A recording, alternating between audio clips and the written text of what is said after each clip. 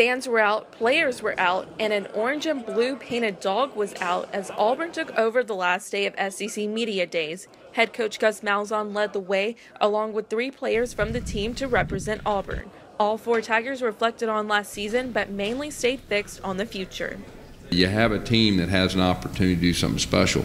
So from a coaching staff, we got to seize a moment. From a player standpoint, we got to seize a moment. You know, if you look at the big picture of the whole schedule, I mean, that's one early, the defending national champs playing on the road. It's going to be a huge game. It's going to be a huge game to really show where we're at.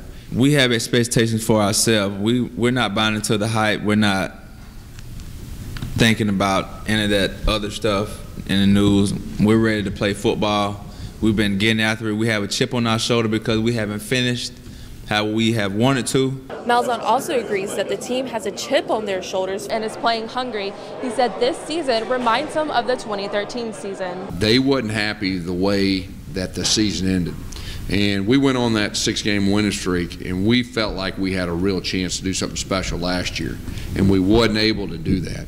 So I know our players are hungry, they're motivated, they've got that chip on their shoulder, and what I was doing is I was comparing that I really hadn't felt this way about a team really since 2013. Auburn has 2 strong quarterbacks to choose from this season. Offensive lineman Braden Smith says that's a good problem to have.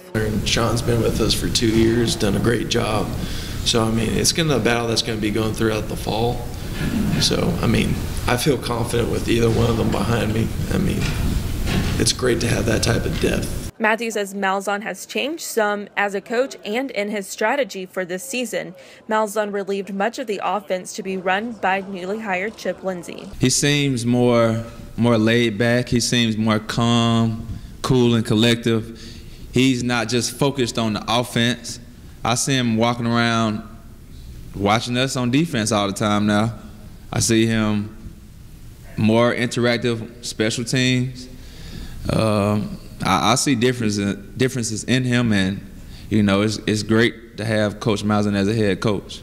Kicker Daniel Carlson wasn't quick to take any praise from last season. He also spoke on what it was going to be like with his brother who just joined the team. Sit up here and brag on myself. You know, I'm glad Coach has a lot of faith in me. My teammates have a lot of faith in me.